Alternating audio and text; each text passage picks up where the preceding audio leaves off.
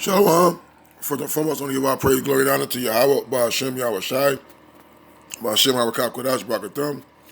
Double honor to your apostles and the elders of the great millstone, and to our document across the globe. Pushing the word and truth in the city, I want to say Shalom. Shalakim. So I died an hour for Great Millstone Camp in Chicago with a little lesson. Excuse my voice, I'm a little under the weather. But I'm going to get to this word enabler. Because we're in the truth, man. We got to be our brother's keeper. Matter of fact, let's get that. Well, let me get this scripture for this word for it. We got to be our brother's keeper. All right.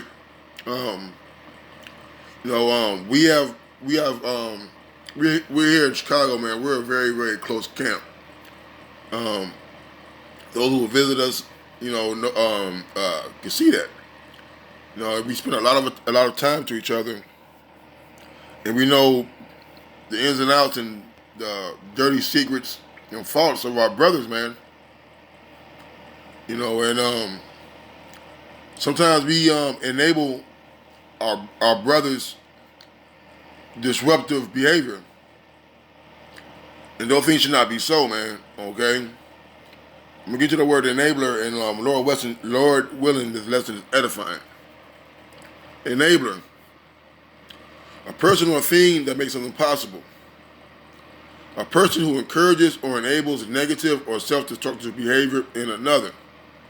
Okay? All right? So these are, it's pretty self-explanatory. But let's look at the second definition, which says a person who encourages or enables negative or self-destructive behavior in another. All right? We're in this flesh. I myself, I'm not perfect. I have many, many, many flaws. And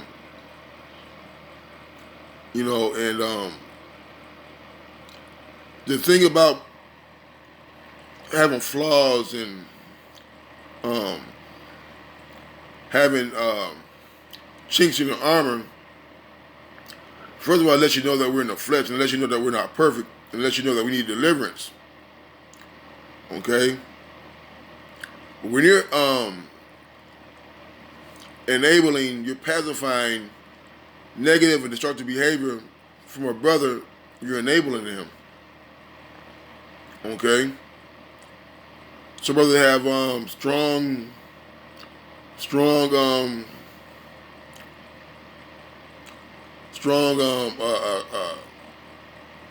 vices that are sometimes hard to get under control.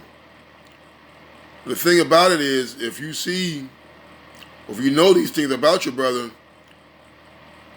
we shouldn't be pressing a brother to do a negative behavior.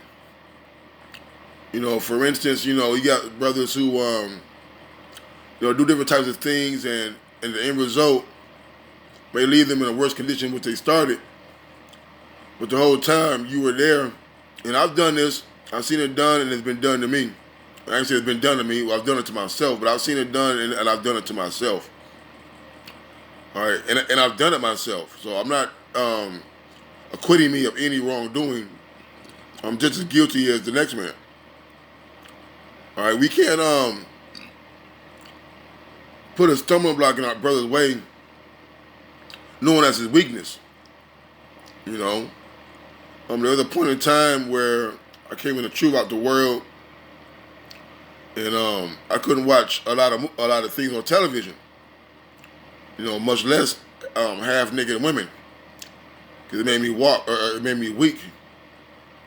And there's still times today where I cannot watch certain things. I can't indulge in certain conversations. The brothers that know me, they try to stay away from that. And we don't want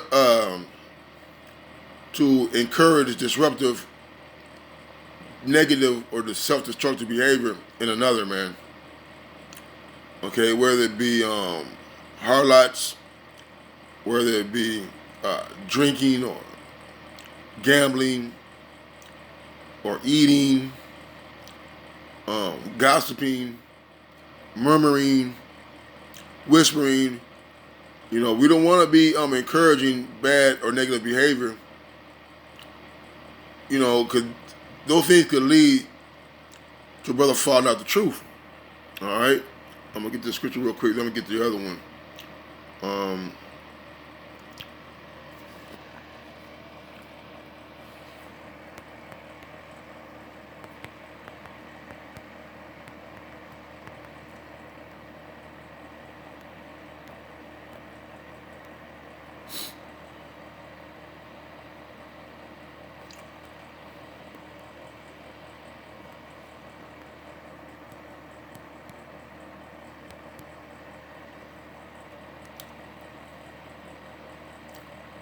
um, there's Genesis 4.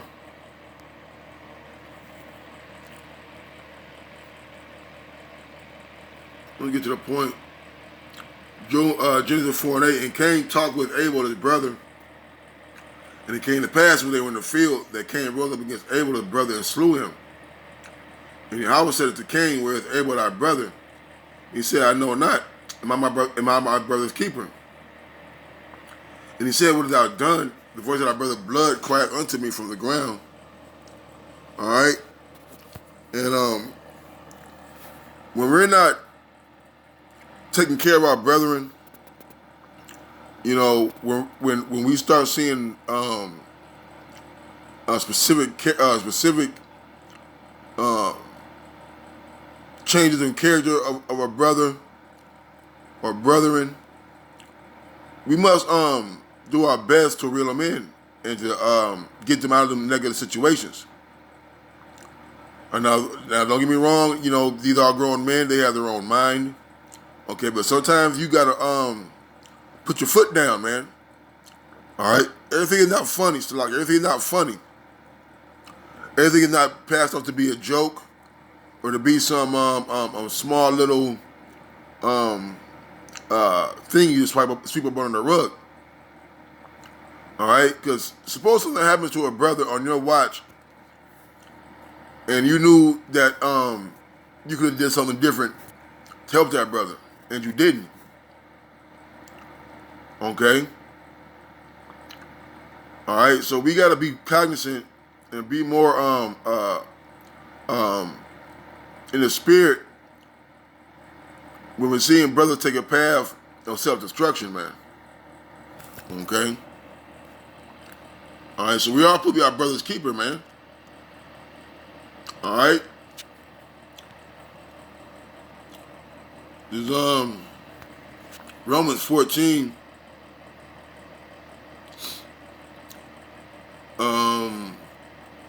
Romans 14 and 13. Let us not therefore judge one another anymore, but judge this rather, that no man put a stumbling block or an occasion to fall in his brother's way. Alright? Now, you know, we all got brothers, man, that, you know, indulge a little too much in certain things, man, you know, and, you know, encouraging a brother to do something while the brother is really not mentally functional or physically capable of doing certain things, that is not to be taken lightly, man. Okay? Brothers have families and wives and children who are dependent on him to make it home safe, to keep their jobs, count on him to make good decisions that won't affect their family, their lives, or their brotherhood, man.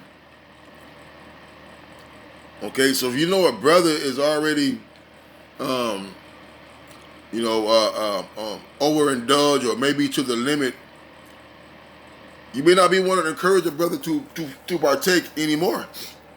You know, and sometimes, you know, you gotta turn brothers in, man. And that's the, you know, and that's the point that I wanted to stress.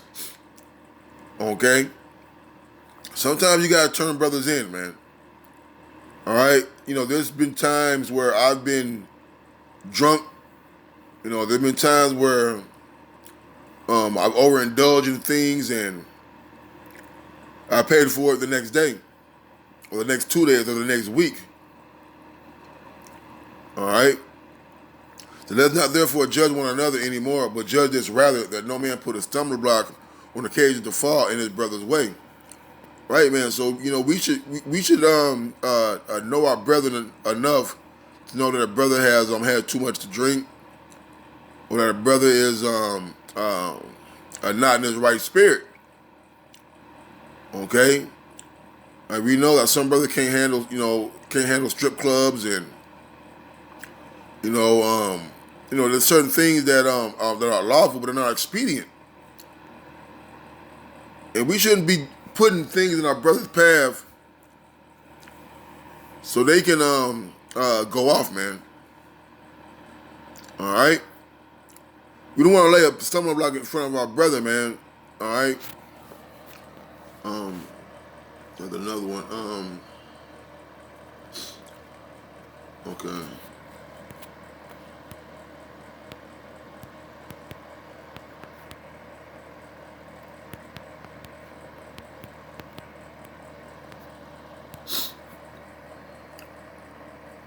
It says,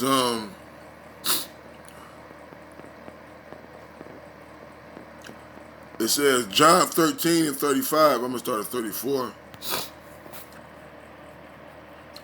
John 13 and 34. A new commandment I give unto you, that ye love one another as I have loved you, that ye also love one another. By this shall all men know that ye are my disciples, if ye have loved one to another. All right? And if we love each other like we say we do, if we're our brother's keeper, all right, we shouldn't be we should be enabling brothers disruptive behavior. And I'm not guiltless in this, man. Alcoholism is a very heavy demon. All right, I know brother ain't smoking, but cigarettes is a very heavy demon. Sex is a very heavy demon. Eating a lot is a very heavy demon. Gossiping and being all those things can lead to heavy offenses, man. All right, and I had this battle when I first came in the truth. Something I constantly battle with is murmuring, man, and speaking about brothers behind their back when I'm upset instead of just letting the Lord take it. And you find yourself, venting, but then you find yourself going off. And even that's very wrong to be doing, man. Or you shouldn't be want to listen to another brother talk shit about another brother, man. Okay? All right? But if we want to be called Yahweh Shai disciples, man, we got to show the love that he has showed us, man. And part of that love is not putting a stumbling block in the brother's way, not urging them to drink, not urging them to participate in self-destructive behavior. All right?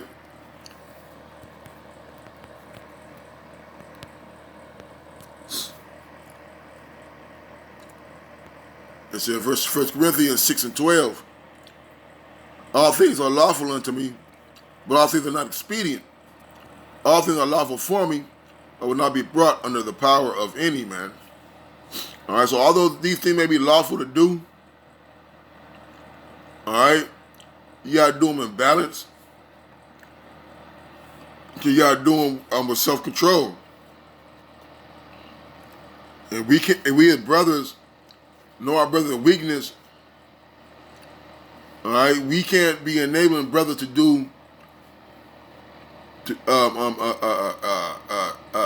encourage brothers in more self-destructive behavior, man. Sometimes you got to put the bottle down.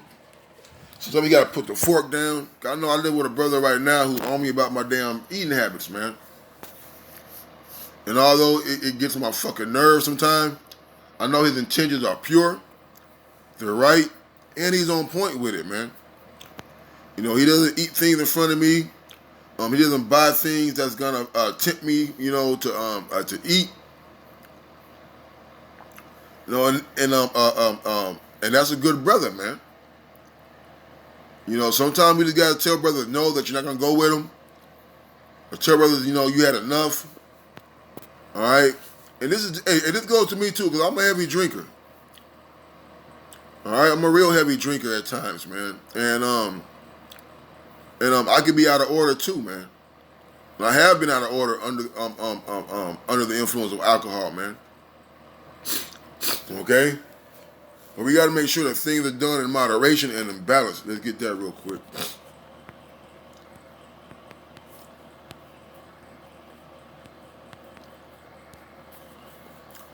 It says a false balance, Proverbs 11:1. It says a false balance is abomination to Yahweh, but a just weight is his delight. All right, man. You want to have a good balance, man. You know, a good name is better than precious ointment. You know, you don't want to be known as other than something outside your name. And I'll just put it like that. Okay.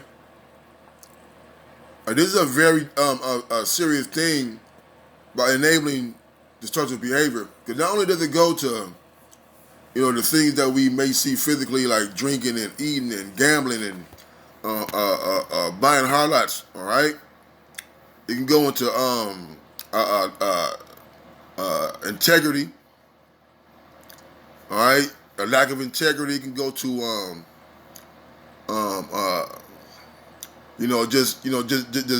like I said earlier, like being a busybody, being a whisperer, being a backbiter. You know, being a railer. You know, 'cause you got some brothers, man, who always got something to say when you tell them something. You know, so some things you gotta nip in the bud when they show their ugly head, man. We gotta be balanced in the activities that we do. So the apocrypha. I'm gonna get this.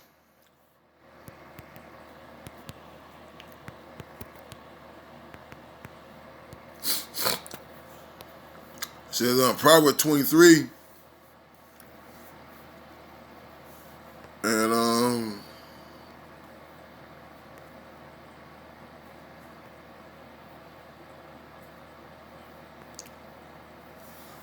it says Proverbs 23 and 29. Who hath woe? Who hath sorrow? Who hath contentions?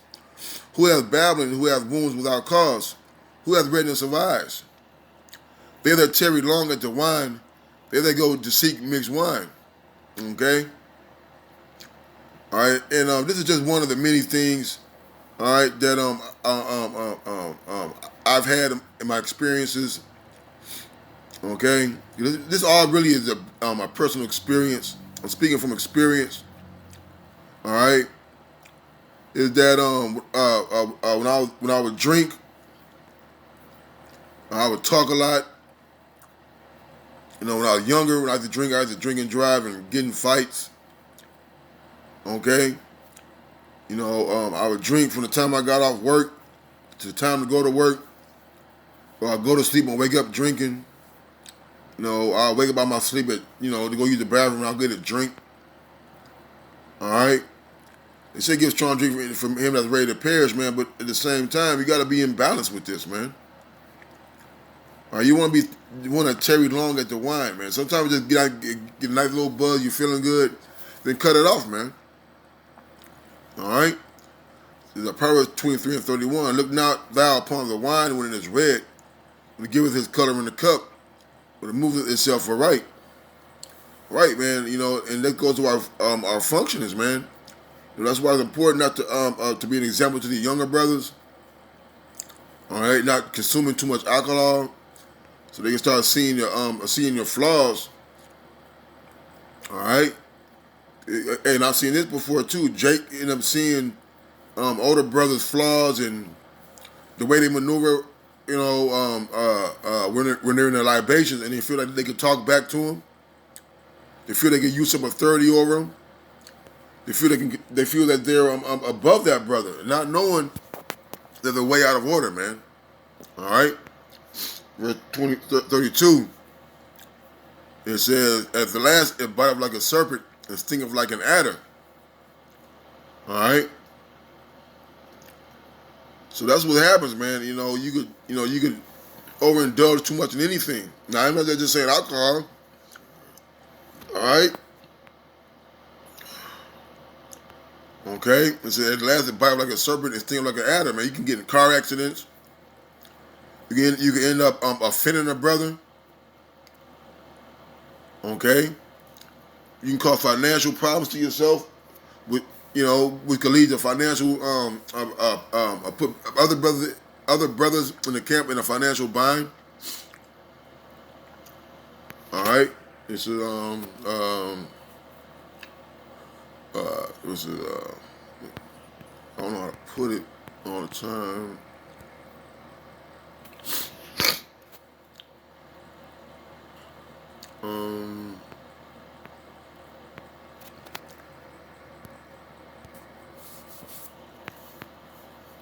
The scripture talked about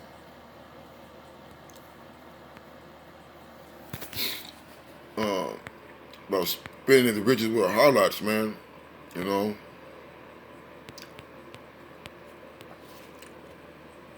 But basically, you don't want to be spending your money with on a bunch of women either, man. You know, I know it's tough out there. You know, I know it's the wealth.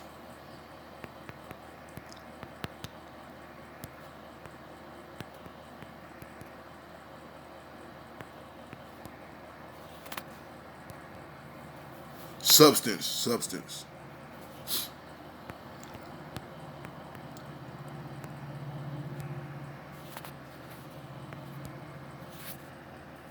Man, I gotta get this.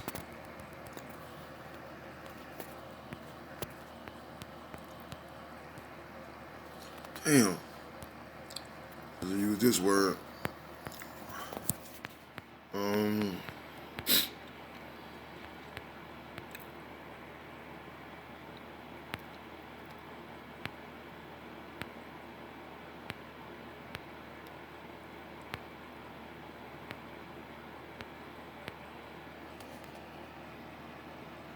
What is that one? Right. It says, Proverbs 29:3. It said, whoso loveth wisdom rejoices his father. He that company with harlots spendeth his substance. All right. You know, you don't want to be encouraging brothers to always, buying harlots and, and there's nothing wrong with buying a harlot, man. You know, it's scriptural. But you can get out of balance with it, man. All right, you can put yourself in a financial bind, overindulging in certain things, man. All right. I'm gonna get this scripture. I mean, maybe one more through the Spirit. The scripture the brother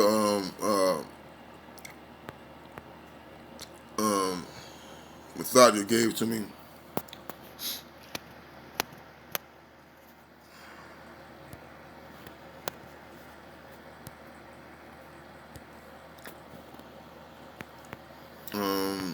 What was that?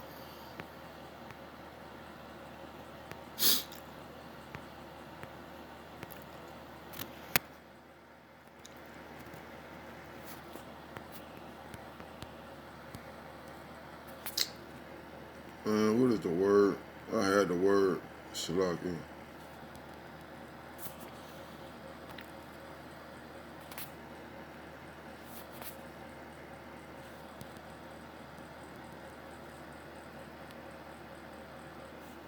Yeah.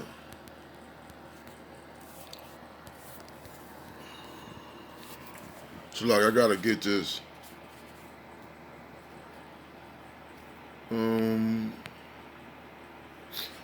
Says, do that to no man without haters.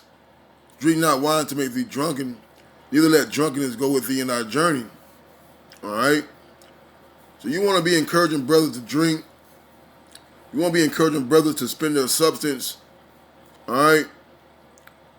All right, knowing the brother hasn't paid his rent. Knowing the brother got to get up early in the morning to work. All right? We shouldn't be enabling brothers in self-destructive behavior.